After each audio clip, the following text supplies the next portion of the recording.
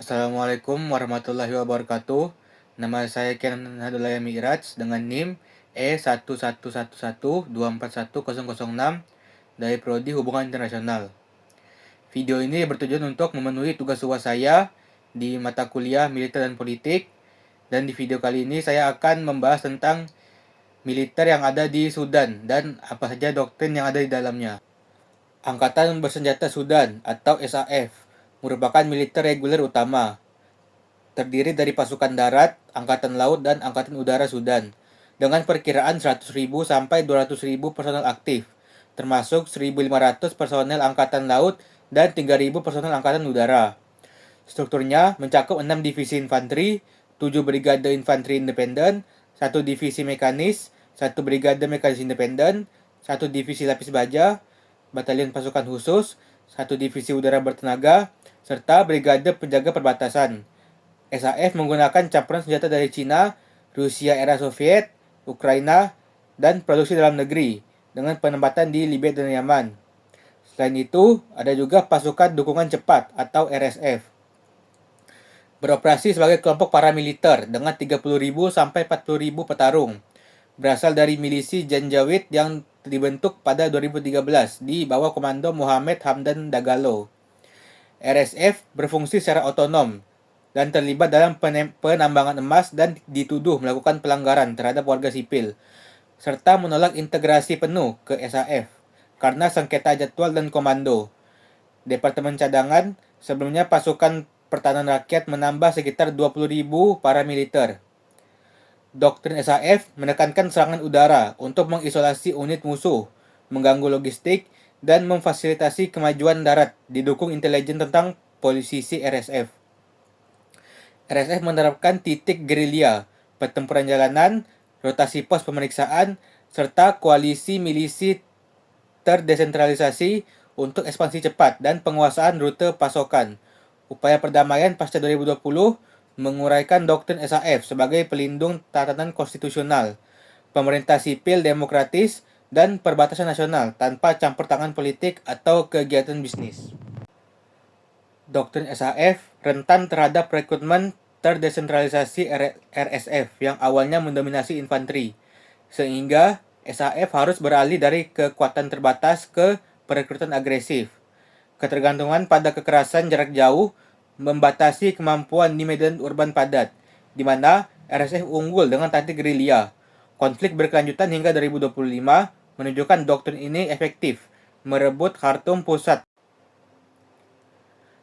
SAF memposisikan Defense Industry System atau DIS untuk mendominasi rekonstruksi pasca perang, termasuk rehabilitasi infrastruktur industri, pelabuhan, bandara, dan listrik melalui kesepakatan dengan perusahaan Cina seperti China Energy dan China Communications Construction Company.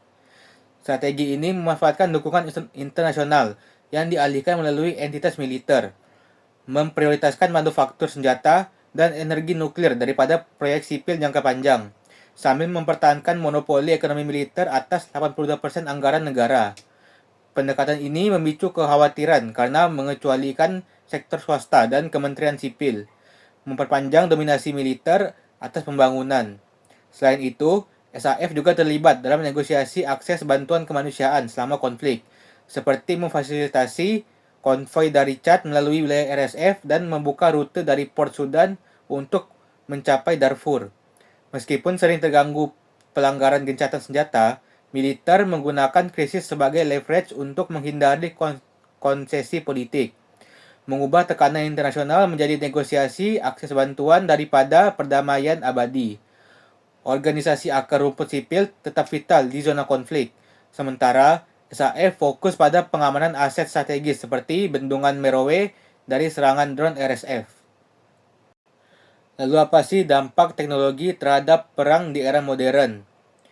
Drone seperti Bayraktar TB2 Turki yang digunakan SAF sejak Januari 2025 memungkinkan serangan presisi jarak jauh, mengubah taktik dari konvensional ke asimetris dengan meminimalkan korban personel, sambil mengisolasi posisi RSF di Khartoum dan Sennar. Teknologi ini mendukung strategi 3 manuver, menghubungkan pasukan terkepung, memutus logistik musuh, dan pengeluaran sehingga SAF merebut Al Jazeera pada Maret 2025 tanpa pertempuran darat besar. Namun, eskalasi drone memicu respons RSF, memperpanjang perang menjadi konflik udara berkepanjangan di Port Sudan.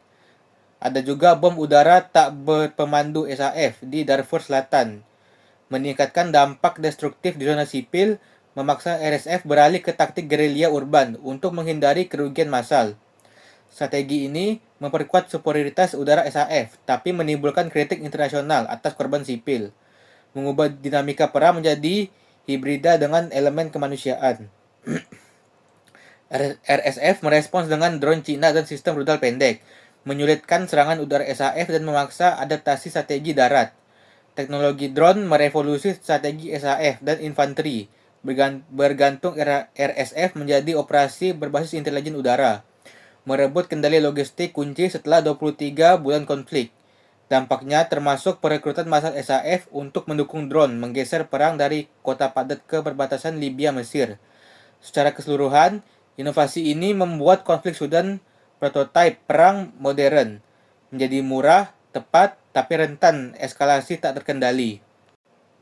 Menurut saya, program SAF gagal mencapai integrasi RSF penuh, memicu perang saudara sejak 2023 dengan 40.000 lebih korban dan 12 juta pengungsi, di mana serangan udara bom tak berpemandu di Darfur menimbulkan korban sipil tinggi.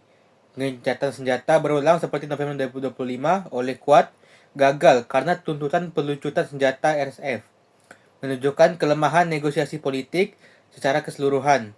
Efektivitas militer tinggi 70-80% sukses taktis, tapi rendah secara strategis karena biaya kemanusiaan dan konflik berkepanjangan. Sekian video pembahasan saya tentang militer yang ada di Sudan. Pembahasan tadi relevan dengan kondisi yang ada sekarang karena sedang terjadi perang saudara di Sudan. Semoga dapat bermanfaat bagi yang menonton. Terima kasih. Wassalamualaikum warahmatullahi wabarakatuh.